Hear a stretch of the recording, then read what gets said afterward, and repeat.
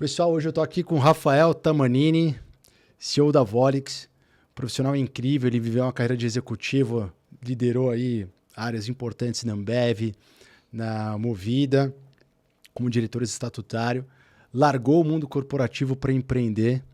Hoje levou a Volix de 0 a 5 colaboradores em 3 anos, fez uma captação de 15 milhões de reais com o maior corporate venture capital aqui da América Latina. E hoje a gente discutiu sobre empreendedorismo, o que é largar o mundo corporativo para empreender, discutimos pricing, como ajudar, né, os outros nossos colegas empreendedores a colocar uma estratégia de precificação. Enfim, muita coisa interessante, tenho certeza que vocês vão gostar. Rafael, seja bem-vindo, querido. Obrigado pelo convite, um prazer enorme estar aqui com você. Então, seja bem-vindo ao podcast Jogo Grande.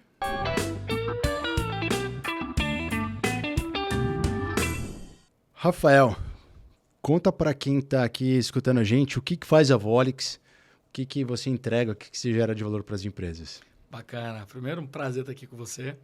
Volix, vou resumir de maneira muito simples. Né? Então, a gente evolui a maneira como as empresas fazem precificação, né? Como elas determinam os preços. A gente usa bastante inteligência por trás disso, então bastante inteligência artificial, inclusive. Né? E a gente, no final do dia, a gente quer transformar a arte de precificar, que muita gente desconhece, né? Acaba que o preço acaba sendo uma coisa mais gut feeling, mais chute. A gente transforma numa vantagem competitiva. Como que a gente faz isso? Legal. A gente coloca o preço no centro da estratégia. Né? Porque no final do dia, preço comunica posicionamento de marca, preço muda a sua logística, né? Preço altera completamente a sua rentabilidade. Então, se você pensar 1% de volume, crescer 1% de volume de vendas, você ganha 1% de lucro líquido. Se você aumenta 1% de preço, na média, considerando o cenário brasileiro, você aumenta 12% o lucro líquido. Caramba, então 1% de aumento de preço aumenta 12% de lucro. Na média, se você considerar o mercado, é isso. Então, você vê o tamanho da importância dessa alavanca, que muitas vezes não está no centro da atenção da organização. Uma coisa que alguém fez. Por que o preço é esse? Alguém fez. Né? E não uma ciência, né, com muita inteligência e agora com muita IA te apoiando para você determinar o preço correto. E quando eu falo preço correto, não é subir ou abaixar preço. É você determinar qual é o preço certo para você atingir os seus objetivos de vendas, de rentabilidade e, de novo, preço no centro da estratégia da empresa. Né? Muito legal. E a área de precificação, onde que ela fica normalmente? Eu sei que varia por indústria, né? Mas para quem não é da área, onde deveria ficar a área de preço? Essa é uma batalha, essa é uma polêmica grande, né? Normalmente, onde a gente mais vê ou embaixo de vendas ou embaixo de finanças, do CTO. Mas tem embaixo do marketing, né? Já vi embaixo do marketing, né? Tem embaixo do marketing.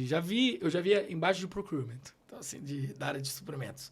Né? Já vi de tudo.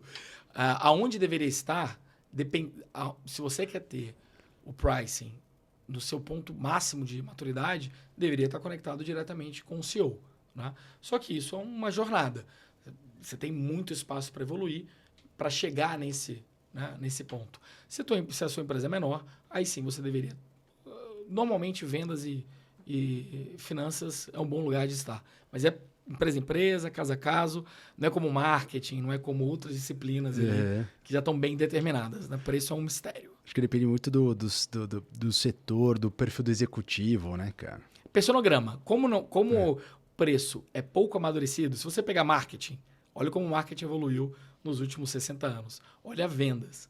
Né? Pricing ainda está muito preso. Começou ali no final dos anos 80, com a aérea, etc. Como não tem uma área determinada, né, você acaba fazendo um personograma. Quem que é a pessoa que mais vai precificar melhor aqui para eu não ter que me preocupar com isso? Quando, na verdade, deveria estar ali, né, no centro das suas atenções. Né?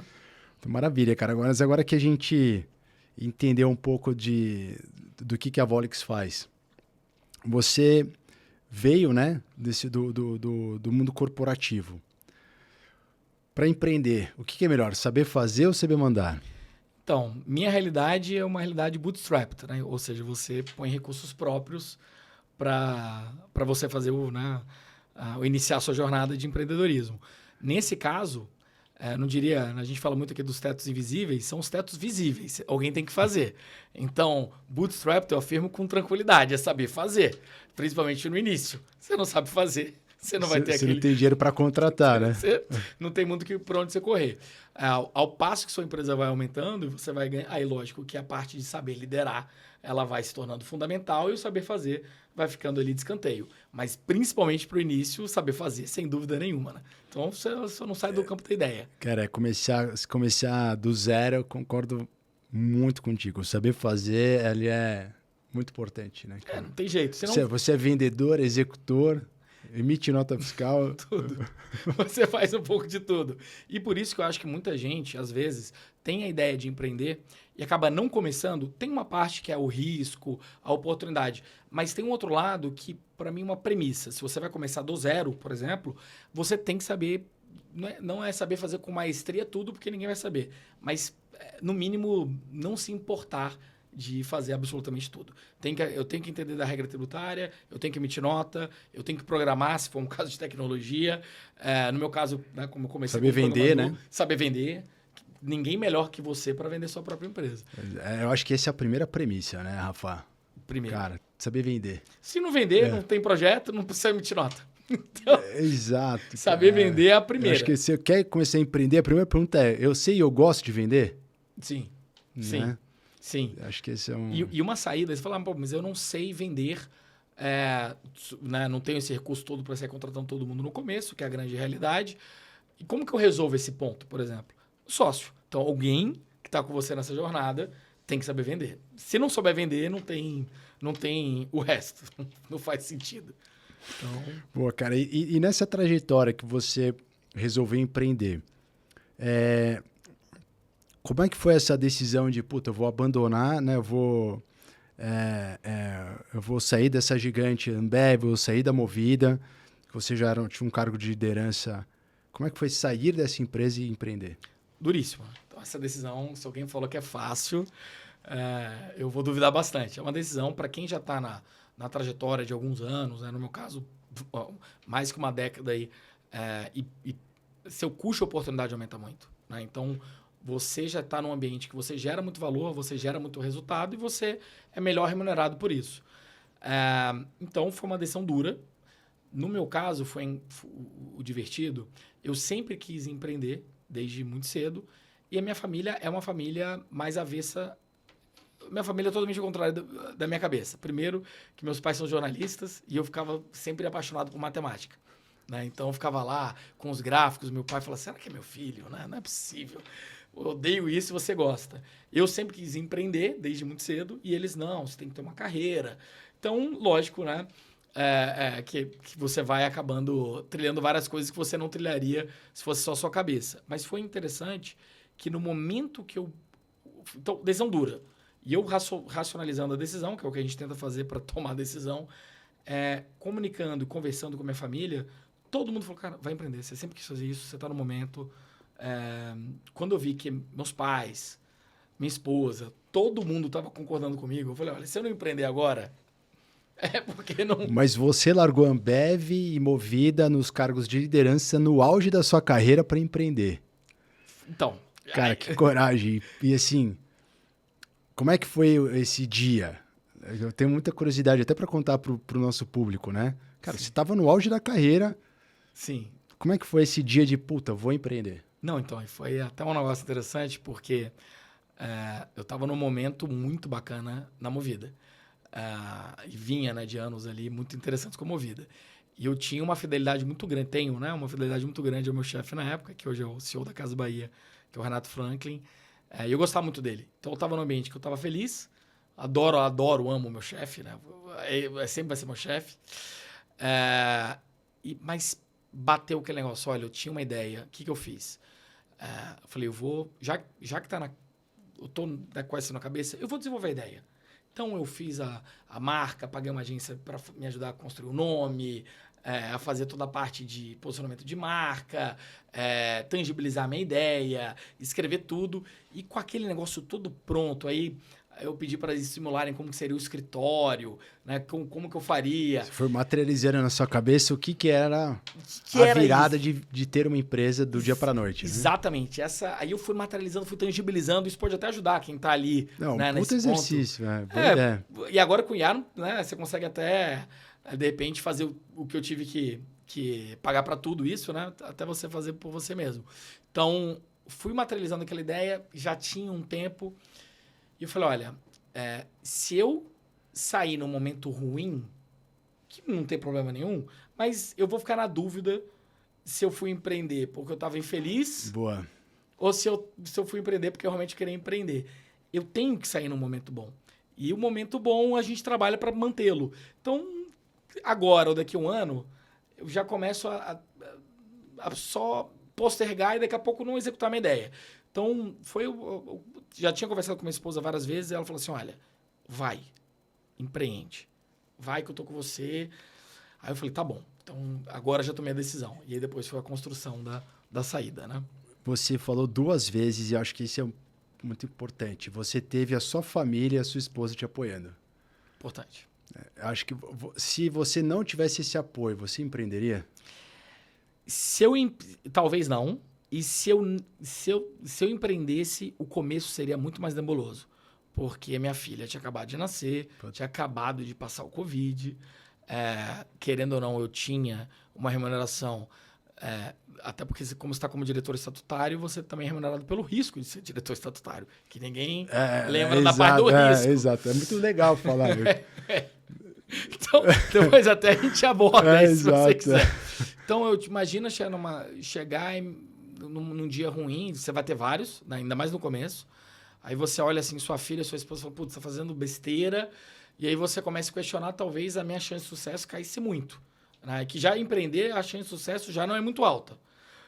Se você começa a colocar tudo contra, então, para mim, talvez eu tivesse empreendido, porque eu sempre quis. Eu ia tirar isso, eu ia fazer de qualquer maneira, mas seria muito mais difícil. Seria muito mais difícil e daria chance de dar certo muito menor. Né? Ou seja, para quem está nos escutando, que está no mundo empresarial, corporativo, é funcionário, né? É CLT, e quer empreender, primeiro check eu vou ter apoio da família, do meu parceiro, parceira de vida, né? Pelo menos do seu parceiro de marido, vida vai da estar... esposa, parceiro, né? Pelo menos quem está com você diariamente, Pois sim. é, cara. Você sabe que a Fernanda, minha esposa, ela se tornou minha sócia em 2010. Não, 2010 a gente foi morar junto, 2012 ela virou minha sócia. E como empreendedor do começo, cara, final de semana, escritório, sozinho. Para arrumar problema durante a semana que eu não tinha conseguido arrumar. E foi isso, putz, cara, uma década, sei lá. Até meus filhos nascerem, eu acho que todo sábado eu trabalhei. Todo sábado de manhã, 100% eu trabalhei. Sim. Ela sempre entendeu. Ela sempre... E deu força. E todos os momentos difíceis ela estava lá para apoiar. Se eu não tivesse isso, se eu tivesse alguém jogando... Ou pior, jogando contra... Não, acabou. Esquece. Putz, cara, Você não, separa ou você fecha a empresa. Escolhe você escolheu um dos dois. Porque é duro, cara. Não tem... Esse ponto, para quem vai empreender e não empreendeu ainda, tem muito dia duro. Muito dia duro. Não é, assim, dia de você repensar, por mais que esteja dando tudo certo, você fala assim, putz, tomei a decisão certa, você vai pensar, não tem jeito. Quando você tá apaixonado na ideia que vai mudar. A gente cai nessas armadilhas, né, cara? É um exercício. Até a pergunta é um pouco essa agora. Vida de CEO, fundador, ou vida de executivo, qual que é melhor? Então, talvez porque eu esteja vivenciando agora e há menos tempo, eu prefiro a vida de empreendedor. Eu gosto muito da vida executiva, eu sempre me dei muito bem, até tive muita sorte de ter muita gente boa, né? Como chefe, como par, como liderado. O que acontece? Eu trabalho, eu diria que é uma conta que não sei como, né? Matematicamente não fecha, mas fecha. Eu trabalho muito mais horas, mas eu chego em casa com muito mais energia do que eu chegava antes. Eu tenho uma resposta para isso, cara, é autonomia. Pode ser? Cara, quando eu vendi minha empresa e fui para a Neogrid, queira ou não, a sua empresa não é mais minha, né? Eu tava Vendeu, cumprindo o earnout lá, vendeu. Perder a autonomia, e fazia tempo que eu tinha saído do Unibanco em 2008. Eu fui para lá em 2021, para a Neogrid. Então, fazia muitos anos que eu não tinha alguém que eu tinha que responder, o mínimo que fosse. Essa perda de autonomia... Pode ser. Tem um impacto gigantesco, cara. Gigantesco. Por isso que eu falo, você tem que ter o perfil de querer, de empreender. Porque, de repente, para muita gente isso não é legal. Exato, total. Cara. Então, você vai ficar sobrecarregado com isso. É o que faz a gente trabalhar mais.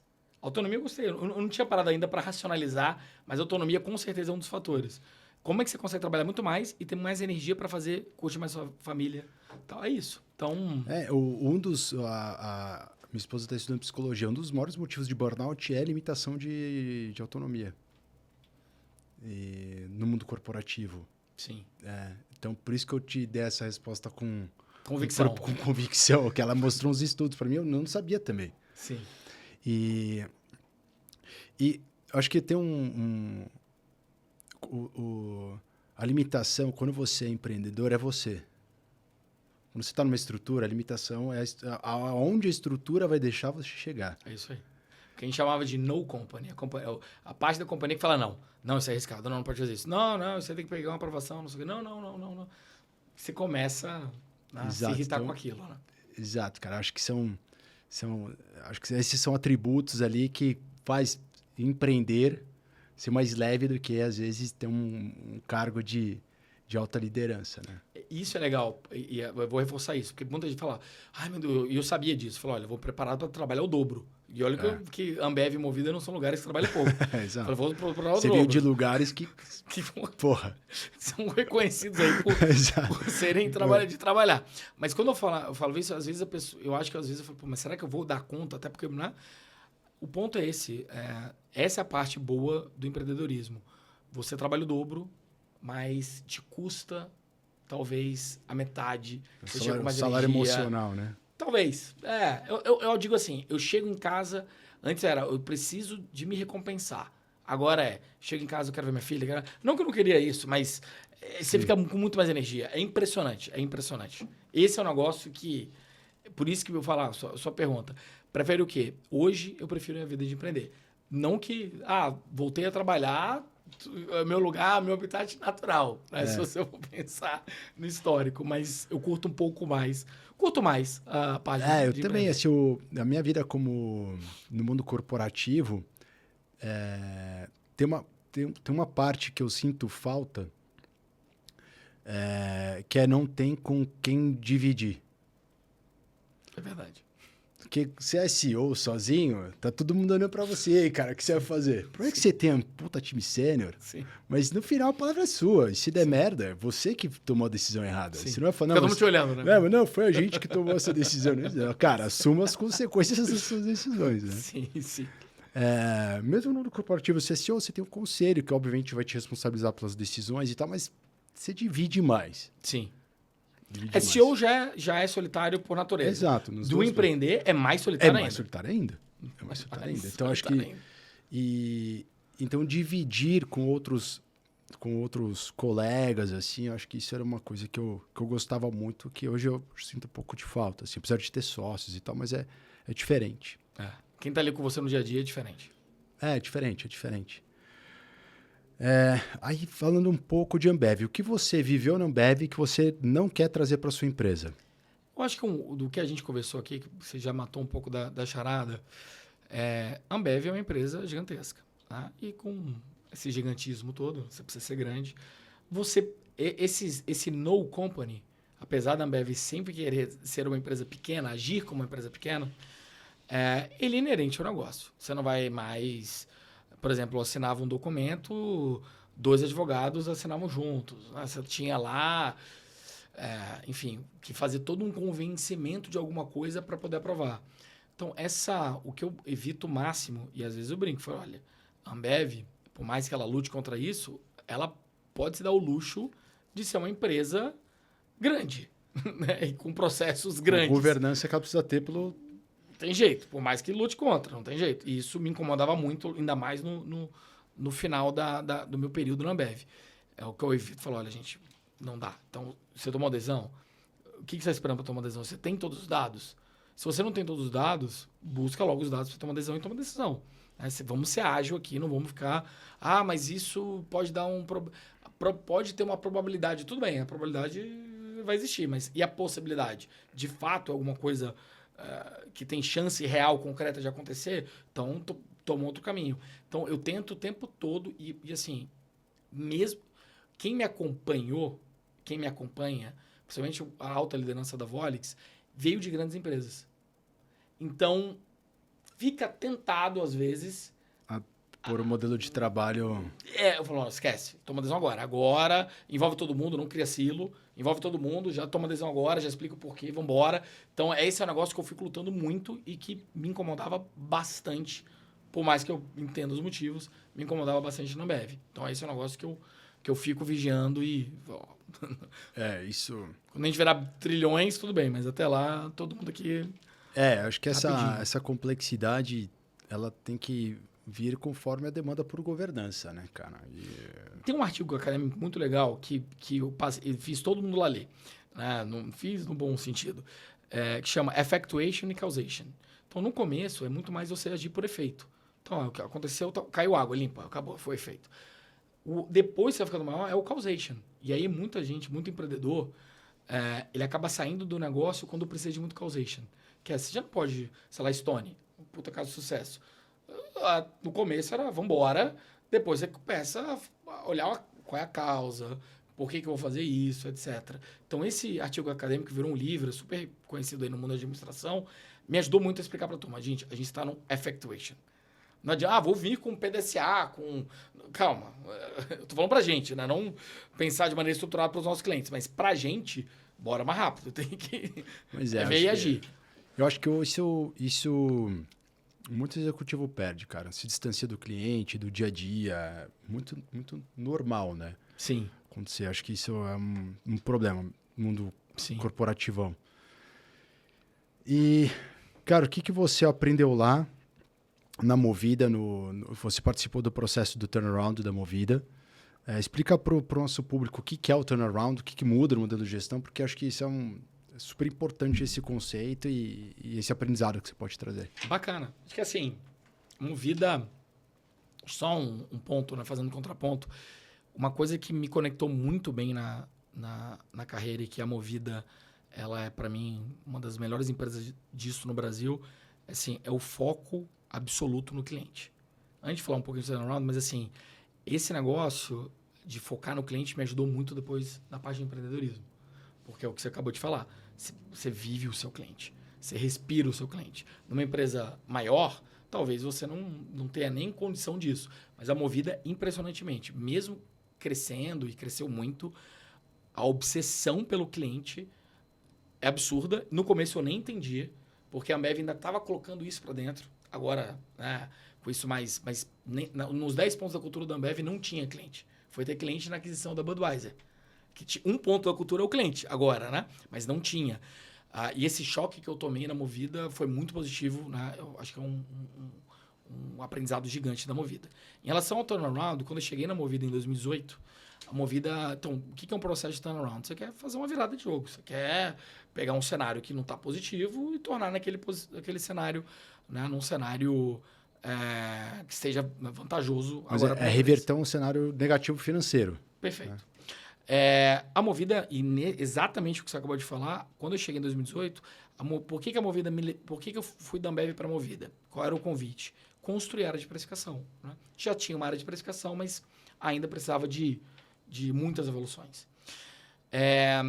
E a Movida estava sendo muito questionada. Falou, olha, o modelo de negócio não fecha, porque para você conseguir a ocupação, qual é o indicador mais importante, um dos mais importantes de uma locadora? Você ocupar os seus carros. Você tem um ativo... Ele tem que estar na rua, né? Tem que estar na rua. Ele vence todo dia. O aluguel de ontem acabou, pereceu. É diferente de uma cerveja que dura 6, 9 meses.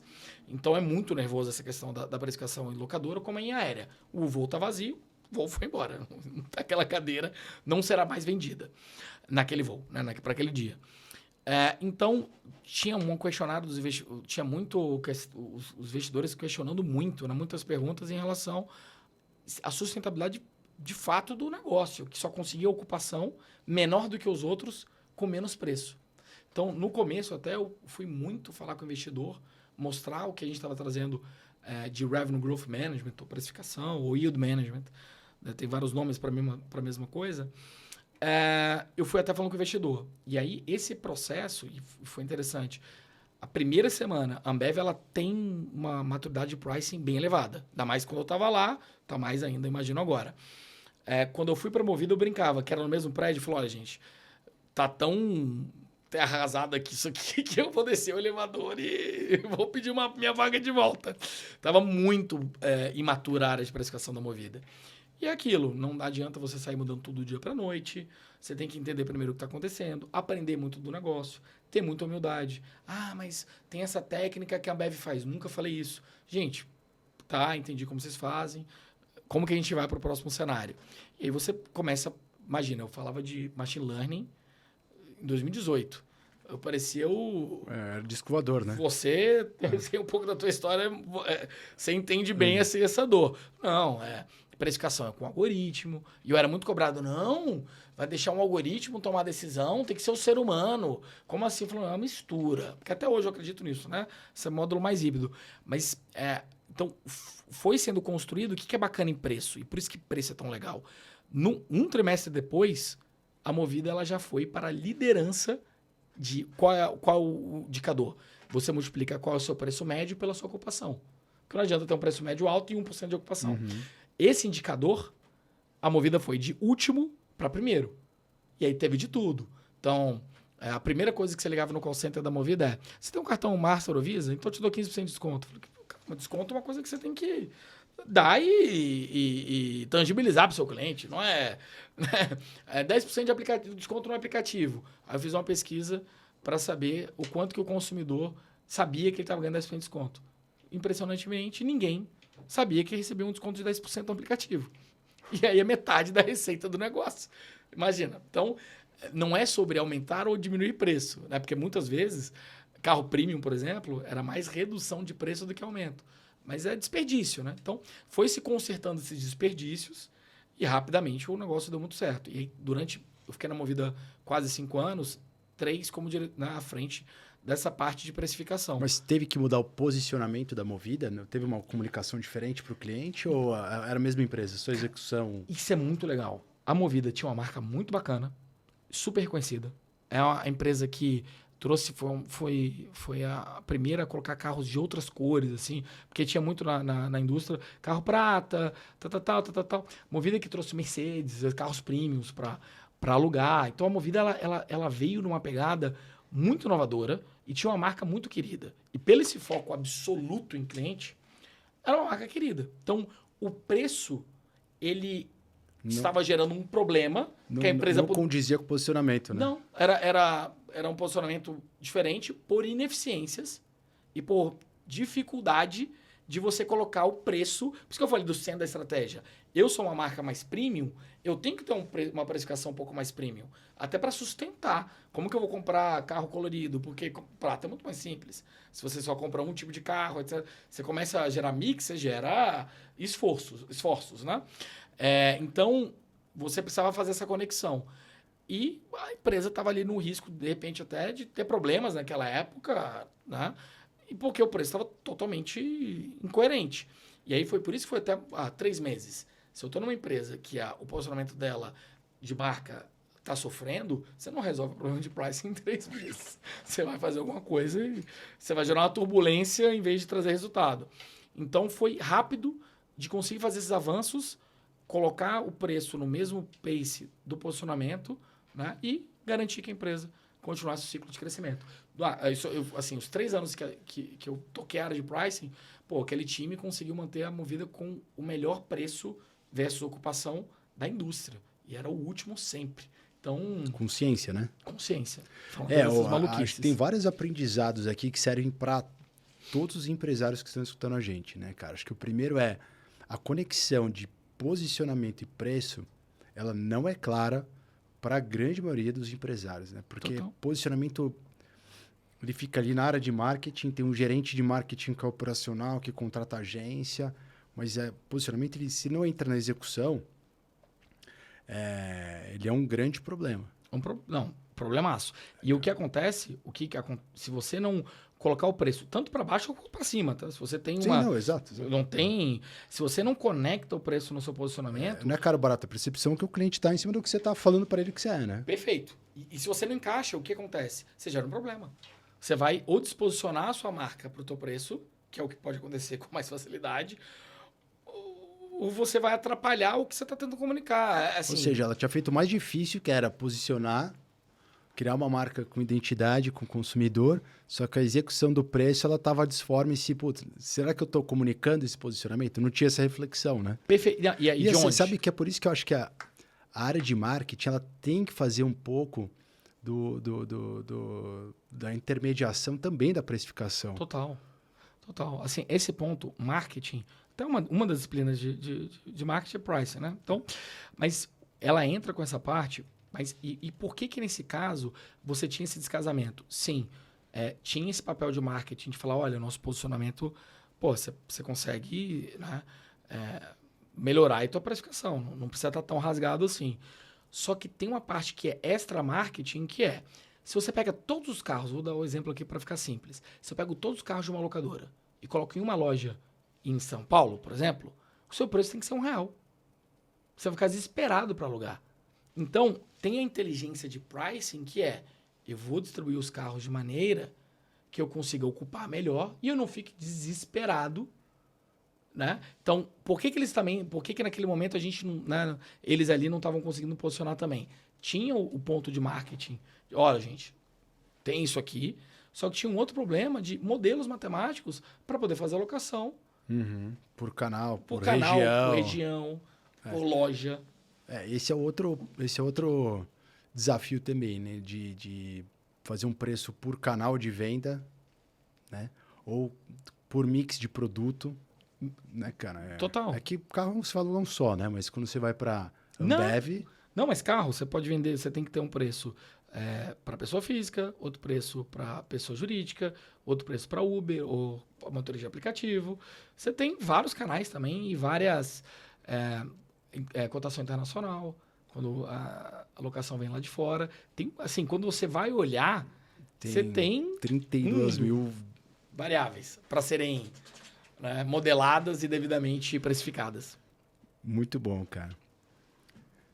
Bom, acho que foi belo papo de pricing, né, cara? Acho que para quem... E esse case da Movida acho que é interessante. Acho que para todos os empresários que não se aprofundaram, acho que a importância de precificação... Eu vejo pouquíssima discussão nesse tema. Muito pouco. Muito pouco. Acho que só para mercados nervosos, aéreo e tal, acho que o mundo de alimento e bebida, varejão, tem, mas também às vezes muito raso. E tá um pouco até daqui do meu sonho, do seguinte... para mim, essa discussão do pricing ela é menos feita porque o mercado primeiro mundo, né? Vou colocar primeiro mundo, que é onde as técnicas de marketing normalmente são geradas e vendas, tem um pouco de inflação. Eu acho que o Brasil consegue ser, pelo cenário inflacionário inconstante, né, e alto, pode ser que tem uma chance da gente ser o celeiro dessa disciplina. Imagina, virou uma grande disciplina com várias técnicas e pode ser originado no Brasil. Né?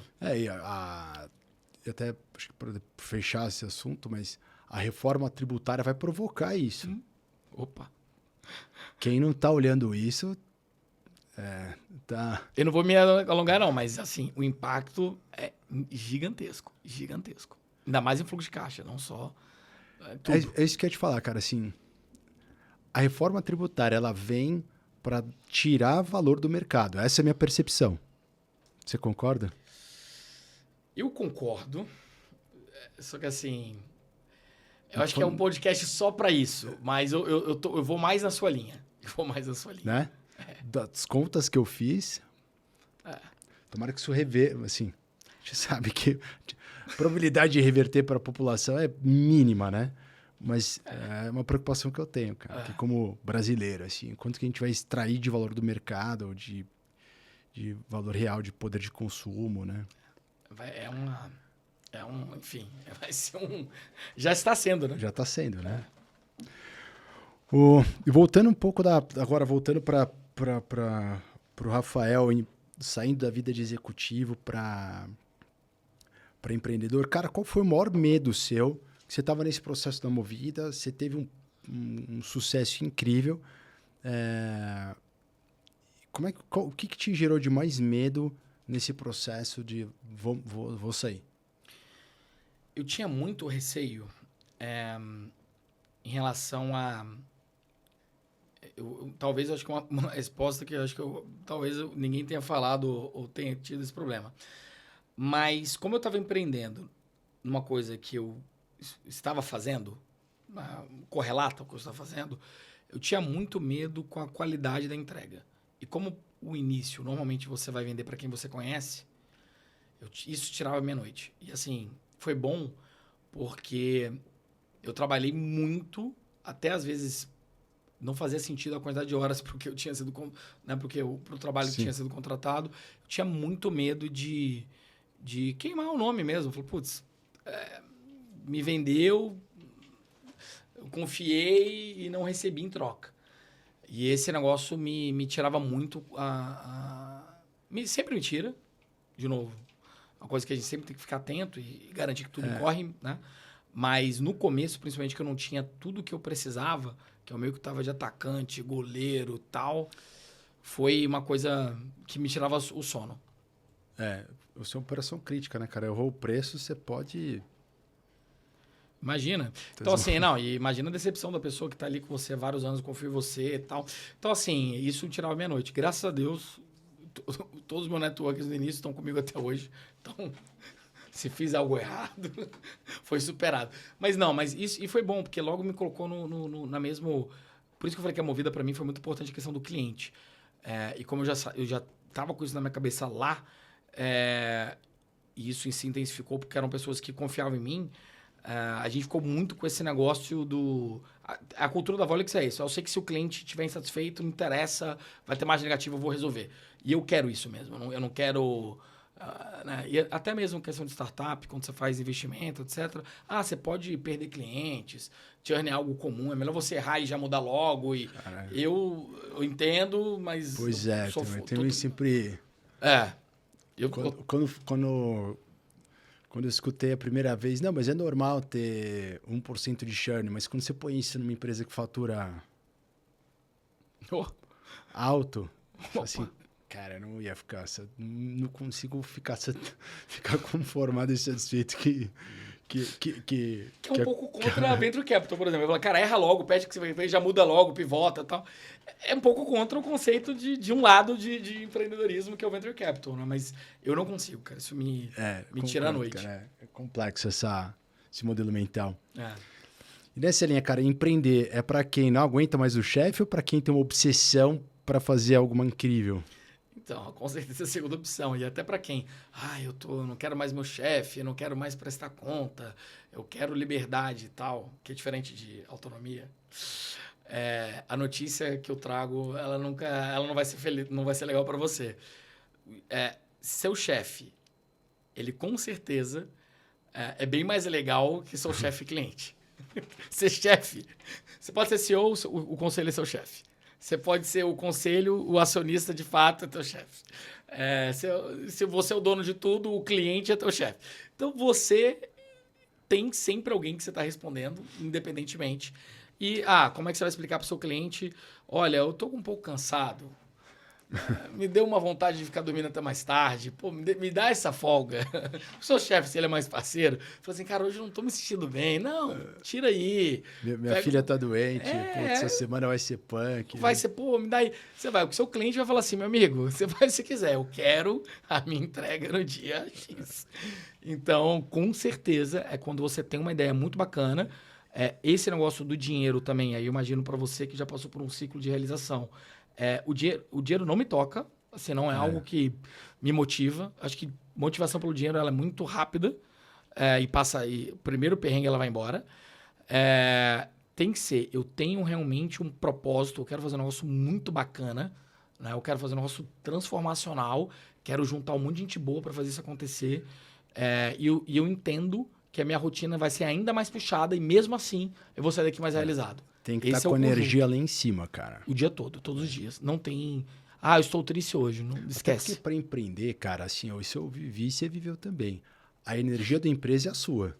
Total. Você tá meio farol baixo, puta, a empresa inteira embica, né? Total. Todo mundo, você espelha muita gente. É incrível, cara. Dependendo de como eu pisava no escritório, mudava radicalmente a vibe da empresa, Total. o clima. Total. Tanto que quando eu entrava... Puta, cara, isso demorava. Eu abraçava todo mundo. Ainda não tinha rolado o Covid, então contato físico era... Podia. Eu podia, né, cara? Mas eu abraçava 100% das pessoas, falava tal. Cara, isso mudava... Então tem que gostar de pessoas, tem que gostar de vender, né, cara? Tem que estar com a energia sempre lá em cima, que senão você não vai. Não vai, não. A sua energia muda completamente o ambiente. E a maneira como você trata as coisas, ela é replicada. Então, se você falar, não, tá bom, pode perder esse cliente aqui, então... Cara, Tchau. Sentar na frente de cliente também. Se você tá inseguro, um dia que você tá meio... Cara, não vai. Não vai, não vende. Não vende. Você não gera... Falei, não tô confiando nisso, não. Porque, de novo, impressionantemente, quanto mais técnico for sua tese, mais a confiança você vai ter que gerar. Porque, não, fica tranquilo que eu vou fazer aqui um modelo probabilístico, determinístico. Cara, eu já cancelei reunião de venda porque eu não tava legal. Eu falei, cara, nem vou porque eu vou perder o...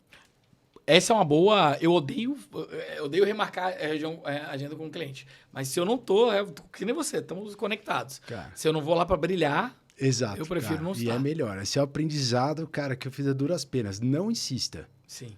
Cara, é um momento importante. Você não tá... Se dá pra remarcar, remarca.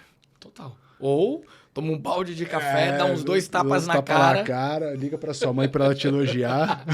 Mãe, filho, faz você meu é filme. incrível. Mãe, me ajuda, me ajuda. Tô me sentindo um merda hoje. Não, filho, você é incrível, vai dar super certo. Deus tá do seu lado. É isso. Aí você vai empolgar. Não, beleza. Põe uma música que você gosta. É isso. Música ajuda muito nesse momento. Pô, cara, você sabe que eu escuto ainda, cara. Quando o cara me empolgar, eu ponho um som. Eu ponho heavy metal, eu ponho um eletrônico, dependendo do dia, eu ponho um reggae também, eu gosto de ficar cantando. Legal, cara. Mas é isso aí, cara. Acho que essa obsessão e essa energia, ela... Eu não vi ninguém de sucesso que não tem farol baixo, que não é aquela pessoa que entra e transmite uma energia. Talvez. Só sou muito técnico, mas... Eu ia falar, IA tá democratizando tanta coisa. Falam aí da empresa que vai ser... estão procurando a empresa que vai ser a primeira empresa de 1 trilhão, que é feita de apenas uma pessoa. Eu, sinceramente, não acredito nisso. Mas tirando coisa, sei lá, o cara da Linux, não é uma coisa muito... Não tem jeito, tem que ter energia. Essas exceções sempre vão ter, né, Rafa? Do cara que nunca falou com ninguém, virou bilionário, vendendo... Tem que ser gênio, tipo o Bill Gates. Tem até um vídeo dele tentando se animar lá com uma música. Depois, quem se interessa e quer passar uma vergonha alheia, vê o vídeo do Bill Gates. Powell, né? Assim, eu acho que é o Windows, aquele Start Me Up. Acho que é o Windows 95 ou o Windows 98. Passando vergonha no palco, mas assim, ele pode se dar o luxo de não ter energia, porque o cara é uma... Porra, tem um cérebro do tamanho dobrado. Agora, cara, se ele tivesse energia, eu falaria, Deus, peraí, tu manda um cara gênio com energia, não tem nada assim.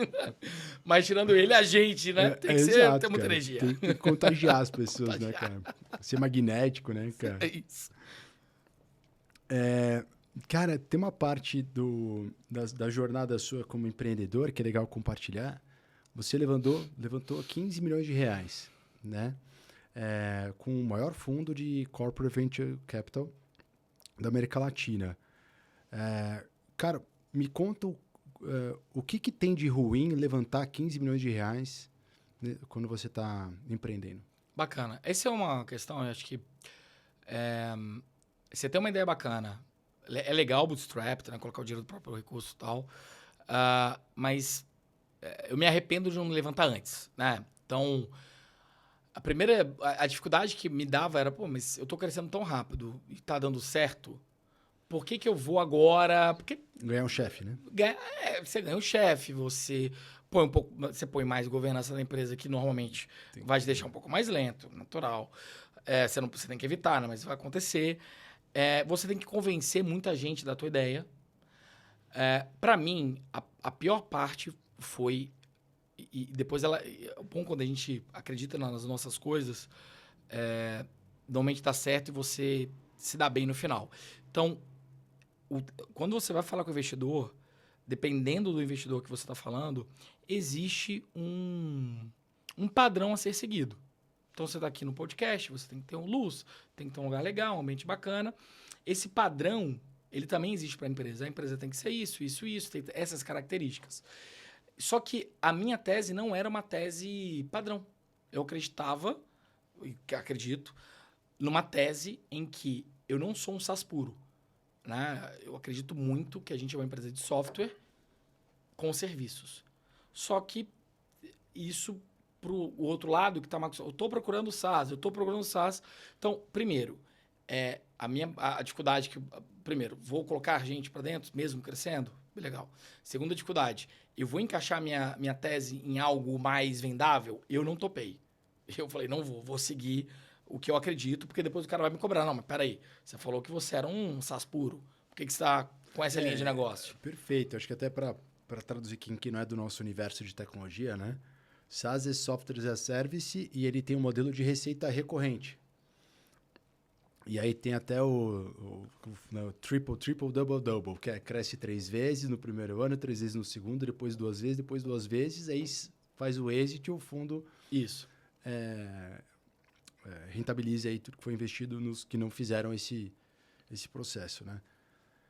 Mas para isso acontecer, a empresa sempre tem que ser uma empresa de Software as a Service com receita recorrente e 100% escalável exponencial. E você propõe um modelo de serviço diferente, né? Perfeito. O que eu falo? Eu sou um autopilot, eu não sou um copilot. Eu tenho um software que ele me ajuda a tomar uma decisão. Esse é um software, sei lá, o Salesforce. Atualmente, ele é um copiloto da tua operação. O que a gente se propôs a fazer e faz, a gente é um autopilot. Eu entrego o resultado para o meu cliente. E isso muitas vezes envolve uma parte de serviços embutida. Nossa receita, a maior parte dela, 80% dela é recorrente, mas a gente acredita nesse modelo. E por que foi legal? Esse fundo, né, que a gente fez, que a gente levantou, a Valetec, né, que é a maior CVC da América Latina, eu falava isso, do meu coração, vocês pensam diferente, vocês não tentam encaixar a minha tese no Excel. Vocês estão me escutando, ouvindo e vendo, né, qual é o caminho que eu estou querendo seguir. E o que foi bacana? Que o que eu falava... Sequoia, que é um dos maiores VCs, né, Venture Capitalists do mundo, falou assim, olha, próxima empresa de $1 trilhão vai ser uma empresa de software disfarçada de serviços. Eles usaram essa frase. Que eu não me considero isso, mas é isso. Ele falou, olha, vocês têm que ser a solução autopilot. O SaaS, do jeito que é hoje, não vai mais gerar todo o fruto que gerava anteriormente. E aí começou um monte de investidor me mandar, putz, olha o que você falou aqui pra gente e tal, ó. Falei, tá vendo? Eu me mantive aqui fiel ao que a gente acredita. Então, mas voltando pro tema. Então, assim, ó, primeira dificuldade, coloco gente, não é só colocar o dinheiro. Você tem que colocar as pessoas certas. O dinheiro pelo dinheiro, melhor você pegar com uma família, você pegar no banco, por mais que os juros é um pouco estratosférico, mas você tem que escolher as pessoas corretas, porque senão elas vão te atrapalhar. E aquele dinheiro vai ser um dinheiro nocivo, em vez de ser algo que vai fomentar o teu crescimento. Essa era a minha primeira preocupação, o meu primeiro problema. Segundo problema, eu não queria me encaixar num quadrado que não era meu, porque depois eu não queria ser cobrado por algo que eu falei que só para me encaixar. Então, esse foi um segundo problema. E o terceiro, a gente que vem, e aí um recado especial aí para a turma que está hoje numa carreira executiva.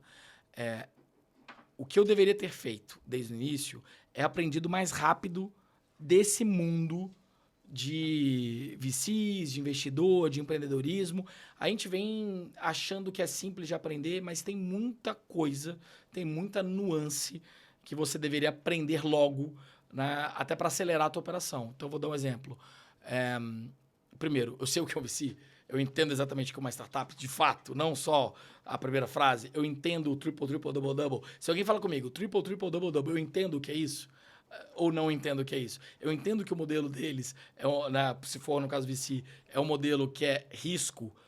Um dá certo para os outros 19 dar errado, então tudo 99, bem. Né? E você vai ser forçado a tomar decisões mais arriscadas que pode aumentar a tua chance de sucesso. Mas ser diluído. Diluição. O que é pré-money e pós-money? Então, para quem está no mundo executivo e não empreendeu, se eu falar pré-money e pós-money, o que você está falando? De fato. Então, todo esse planeta eu aprendi, mas eu poderia ter aprendido mais, me dedicado mais no começo, aprender mais rápido. Então, esse foi um terceiro ponto. Então, assim, você está com as pessoas certas, buscar as pessoas certas, por mais que tome tempo. Não ficar tentado a fazer uma tese modinha. Faz a sua tese. A pessoa que está entrando com você tem que acreditar em você. E não você acreditar no cookie cutter, no molde de bolo dela. Falar, não, eu acredito no seu molde de bolo, põe aqui. Não, você tem que ser a tua tese. Né? Isso acho que é difícil sustentar um negócio que você não criou com aquele objetivo, né, cara? E você ir mudando de rota. Porque assim, é muito, muito comum investidor, VCs, comprarem um empreendedor ao invés de comprar um negócio. Mas o empreendedor, ele tem que comprar o que ele sabe fazer, né, cara? Ele tem que vender o que ele sabe fazer, o que ele sabe jogar, né, cara? Então, eu vejo que isso pode ser um grande problema também. Total. E assim, é lógico, se você... Acho que aconteceu um pouco com você isso. A sua tese, ela se encaixava no cookie cutter, mas você acreditava nela. É o melhor cenário. Que você fala a mesma língua. Mas se não for, recue e faz o seu. Rafa, foi assim. Eu tinha uma empresa de consultoria, desenvolvimento de sistemas. Quando eu fui vender ela, tinha uns 10 anos de empresa, ela faliu um ano e meio a receita. Eu falei, puta, não estou construindo patrimônio. Múltiplo lá embaixo.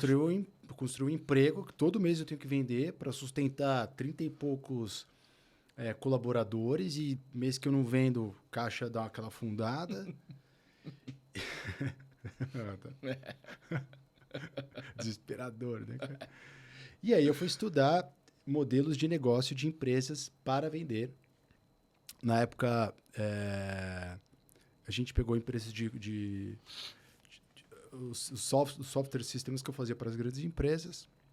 A gente viu qual que poderia virar um sistema de receita recorrente para a gente fazer um SaaS. Então, o meu foi um pouco diferente, porque eu não sabia nada de gestão de verba comercial para fazer arca, de revenue management. Não tinha domínio desses assuntos.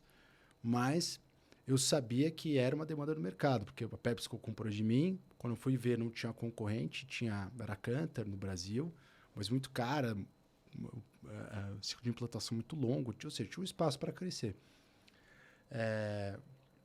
Mas acho que tem uma característica que se assemelha, né, para quem vai empreender, que é a obsessão em fazer dar certo. E entender, cara, o que você fez, que é o que eu não sei que eu não sei, que é o que eu chamo de teto invisível, né? Para mim ficou muito claro quando eu estava empreendendo, falei, cara, eu estou entrando num negócio que eu sei muito pouco. Eu sei o que a PepsiCo está me falando, que é o problema dela. E até eu caí num grande problema, depois eu fui ter que solucionar, que é o que eu deveria ter feito era vende para a PepsiCo, imediatamente já vai falar com as outras indústrias de alimento, de bebida, para falar, olha, se tem esse problema, é igual. Porque assim, todo mundo tinha o mesmo problema. Esse trabalho eu fiz. Só que eu não cheguei no quinto porquê. Sim. Ficou só na espuma. Ficou só ali no superficial. Todo mundo tinha o mesmo problema. Mas como você resolve? Me mostre. Aí eu vi que o que eu estava fazendo para a PepsiCo funcionava para uma multinacional gigantesca. Mas que nem todas as outras multinacionais também tinham a maturidade da PepsiCo. Então, assim, você ter essa visão qual que é a sua limitação, para você não se enfiar em coisa que você não quer, como você está com VC ou operar algo que você não sabe e tal. Puta, acho que isso é uma baita lição para quem vai empreender, né, cara? E hoje você em 3 anos foi de 0 para 100 pessoas. Cara, como é que foi crescer? Porque 0 a 100 pessoas, para quem não viveu, 0 a 100 pessoas em 3 anos é rápido. Né? Como é que você... quais foram os desafios aí de cultura? O que quebrou no meio do caminho que você teve que consertar? Como é que foi esse processo? Legal. Né, e isso pré-investimento, né? Porque agora o jogo muda um pouco, mas acho que a gente teve essa... O que você acabou de falar, eu gostei bastante, assim. Obsessão absoluta por dar certo. Tá? E contratar muita gente que tem a mesma mentalidade. Eu digo que a Volix é uma empresa que tem pessoas diversas, mas com os valores muito parecidos. E com a cabeça muito parecida. Então, desde o início, a gente tinha 7 pessoas, 10 pessoas. Falei, olha, a nossa cultura é essa aqui. Né? Os nossos valores são esses.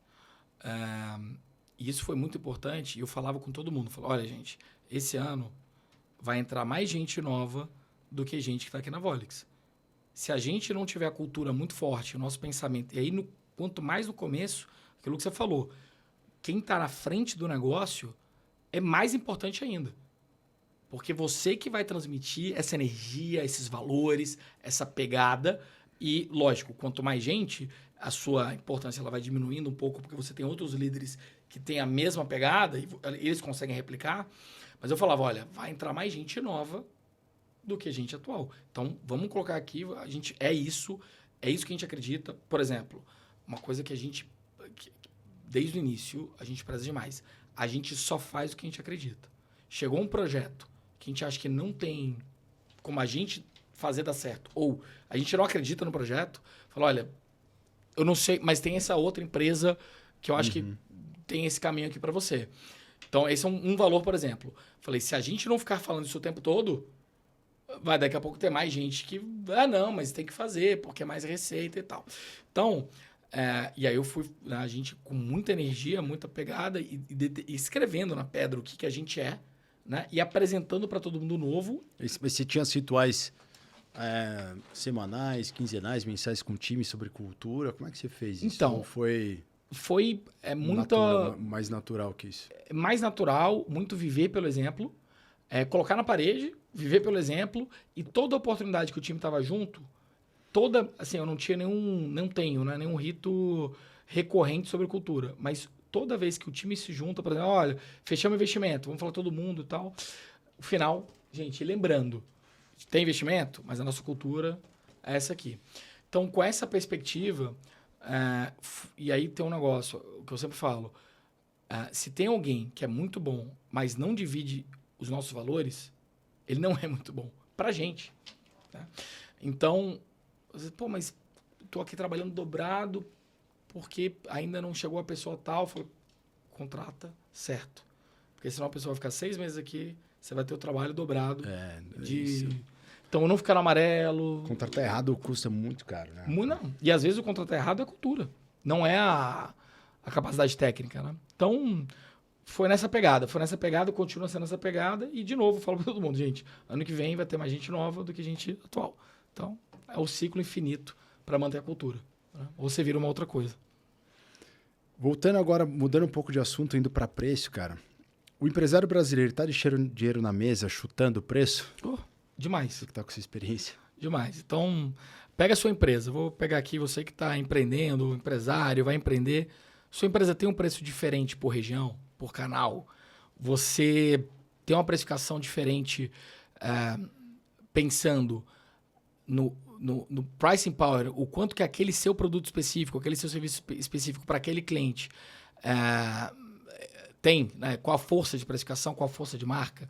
Se a tua resposta for não, tem um preço para todo mundo. Eu tenho um preço generalizado. Política de desconto. Política de desconto. Desconto. Que eu quiser naquela hora, né? Exato. Eu vou até fazer se você já tem uma empresa que tem ali um número, mais de 100 clientes, por exemplo, faz uma conta. O cliente pequeno está pagando igual ao cliente grande?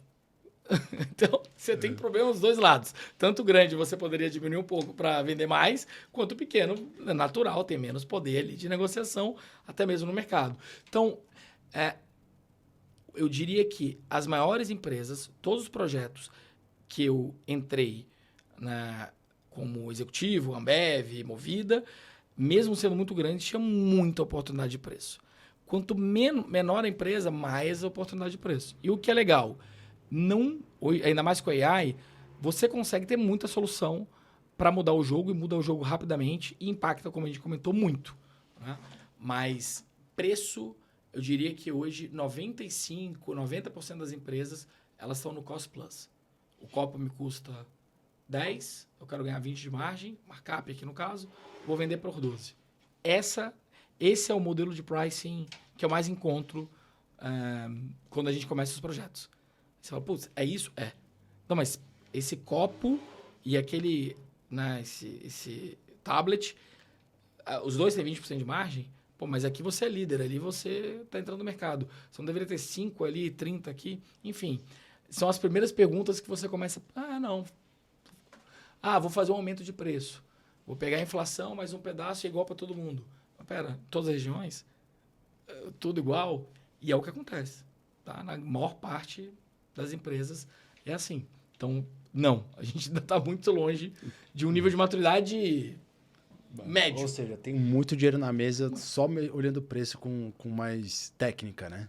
Mas imagina agora com IA, com um monte de ferramentas que a gente tem disponível que não tinha antes. Né? Imagina o que era reprecificar toda uma loja há 20 anos atrás. Imagina agora você mudar seus preços do teu e-commerce. Então tem muita coisa, dá para fazer teste AB. E de novo, né, eu sempre falo que é você chegar no seu preço correto. Nem aumentar, nem diminuir. Os dois. Né? Dificilmente você está no seu preço certo. Dificilmente. A não ser que você tenha muita técnica envolvida. E, Rafa, se alguém quiser começar a entender um pouco mais de preço, técnica de preço, o que ele escreve lá no Claude, no ChatGPT, no Gemini, para ele ter as primeiras lições? Bacana. Eu acho que, se for empresário, eu iria mais direto ao ponto e falar assim, olha, minha empresa é desse setor, etc. Quais são as práticas de pricing, melhores práticas de pricing, né, que estão aqui na minha indústria ou indústrias correlatas. Se você quer trabalhar na área, né, aí eu diria para ver onde começa a história, entender, então, muito da aviação no começo, ali final dos anos 80, entender por que as aéreas iniciaram essa jornada de pricing, porque estavam quebrando todas. Então, as aéreas quebraram, falou assim, olha, se a gente não reagir de uma forma inteligente, porque foi engraçado, acho que desse ponto que é uma dúvida que assombra muitas indústrias, muitos empresários. Eu tenho 10 aviões. Nossa, se eu tiver 20, olha o quanto eu ganho de escala. Né? Quanto que eu ganho aqui de ganho de escala, e quanto que eu diluo. Nossa, eu vou ganhar, minha margem vai sair de 20 para 40. Só que a American Airlines pensou isso e a Delta falou, e se eu tiver mais 10 aviões? E foram jogando avião. Chegou o momento que todo mundo estava vendendo passagem a preço de banana. Né? Tem a questão do sistema americano que permitiu toda a questão lá nos anos 80, você saber o preço do seu concorrente, enfim. Mas eles foram vendo que não dava. Então, não dá só para ganhar escala. Tem que ser mais inteligente em relação à precificação. Então, quem está começando e quer entrar, eu diria, vai lá na história, entende a diferença de yield management para revenue management, para revenue growth management, como que a área vem evoluindo, para você, o que é willingness to pay, o que é elasticidade, o que é a relação de oferta e demanda no preço. Então, eu iria estudando isso até eu chegar nas técnicas. Mas se você já tem uma empresa e quer aplicar, aí eu acho que a parte, dependendo do seu tamanho, você tem que achar, você tem que saber mandar, né? Então você tem que achar alguém, fala, olha, eu vi que tem isso aqui que estão fazendo, eu quero igual. Mas eu acho que é isso, mas eu acho que o CEO tem que puxar, tem que ter um mínimo de informação e conceito, né, para ele conseguir demandar para a pessoa certa, né, cara? Total. Não é a melhora que, dificilmente... É uma melhora que vem bottom-up. Porque preço é que nem marketing. Todo mundo sabe marketear. Né? Eu lembro uma vez que a gente estava fazendo um teste de Guaraná Antártica com um consumidor de comercial e eu estava com o diretor de marketing do meu lado. Né? Eu estava tocando a página inteligente de mercado que pesquisava consumidor. Aí a mulher, nossa, a menina, esse diretor de marketing é muito ruim, essa ideia tá ruim. Ela começou a dar Não, o comercial tinha que ser assim, assim, assim. Então, preço, eu sei precificar. Exato. Não, eu conheço o mercado, eu conheço meu concorrente. Esse copo tem que vender por 12, vai por mim. É mesmo. E aí, de novo, tem uma frase que eu gosto bastante. Acho que pro empresário que está aqui, eu vou conseguir marcar a cabeça, vou pelo menos deixar um question mark. Toda ineficiência da sua empresa, ela vai direitinho pro preço. O que eu quero falar com isso? Pensa ali duas concessionárias vizinhas, concorrentes. Uma é bem atendido, ar-condicionado, tem café, o vendedor fala com você tudo do carro, tem um site online maravilhoso. E a outra que não tem nada disso. Você chega lá, falta só xingar você. Fala, pô, não, cara, vem outro dia, pelo amor de Deus, eu tô cansado. Eu já atendi 2 clientes hoje, por favor. Põe 50% de desconto nessa segunda. Fala, olha, carro, então esse carro que era 100 mil tá por 50 mil. Você não vai vender um carro, meu amigo. Por quê? Preço, no final do dia, é o maior drive de decisão. Agora, você vai sustentar um negócio com 50% de desconto? Não. Só que muitas vezes você está dando um monte de desconto porque você entrega demorado, porque você atende mal. Então, quando você vai mexer no preço, você acaba mexendo também e fazendo as outras áreas evoluírem. Porque, por exemplo, tua logística está confortável, ela entrega 5 dias depois do seu concorrente, mas você está lá mais barato. Então, a partir do momento que você começa, falei, peraí, vamos aqui, esse desconto não. Falar, mas com esse desconto você tem que me entregar na data certa. Então, por isso que eu falo, normalmente pricing é algo que vem da CEO, diretoria e permeia a empresa. Nunca vai ser alguém que fala assim, não, gente, vamos trabalhar melhor, vamos atender melhor, pode aumentar o preço. Esquece. E também tem outro ponto, o preço está muito caro, você não está conseguindo vender, às vezes aquele produto é pequeno para você, podia ser gigante. Só que ninguém vai falar assim, olha, você está vendendo muito caro esse copo, abaixa esse preço, para a gente poder entrar no mercado. É pequeno, se eu abaixar o preço e vender mais, vão pôr na minha meta. Então deixa o preço aí, eu já sei quando eu precisar eu faço um desconto. Essa é a realidade.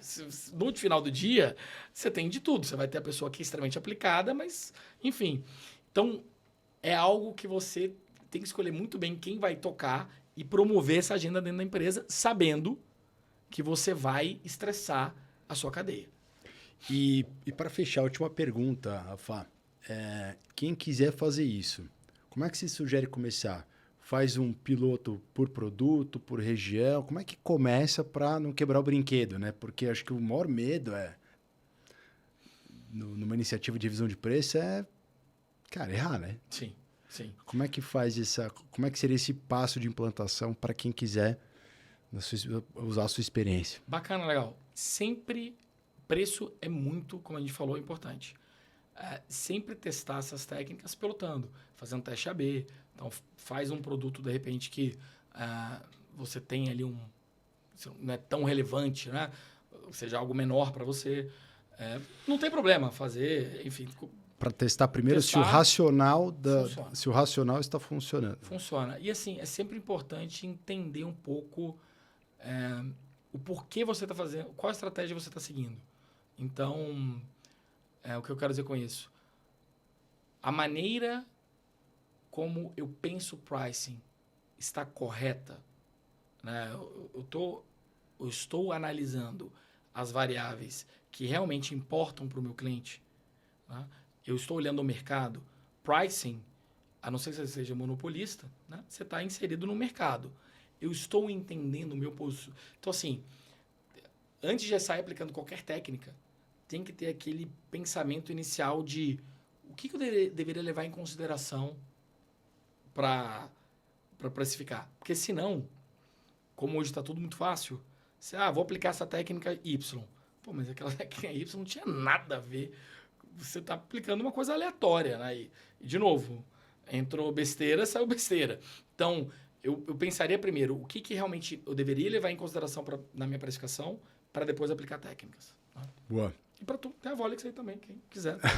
Liga pra gente. Manda mensagem, manda WhatsApp. Não, ter ajuda, cara, é muito importante. Concordo. Liga pra Volix. Ou como já tá antigo, ligar, não liga, né? Pois é, né? Então manda o WhatsApp, entra no site. Maravilha. Pessoal, acho que vou encerrando por aqui. Queria agradecer a presença de vocês, a presença do Rafael. Cara, foi uma aula, acho que uma história muito bacana de mudança de carreira, dos desafios de empreender. Uma aula sobre pricing, que acho que é um tema importante para o empreendedor. Então, espero que vocês tenham gostado. A gente faz isso para vocês, para poder ajudá-los. Então, se vocês tiverem assuntos que vocês gostaram, que vocês têm interesse, sugestões, por favor, comentem, mandem mensagem, que eu vou ficar muito feliz em escutar e poder atendê-los. Valeu, pessoal. Obrigado. Valeu, obrigado. Tem um toque aqui.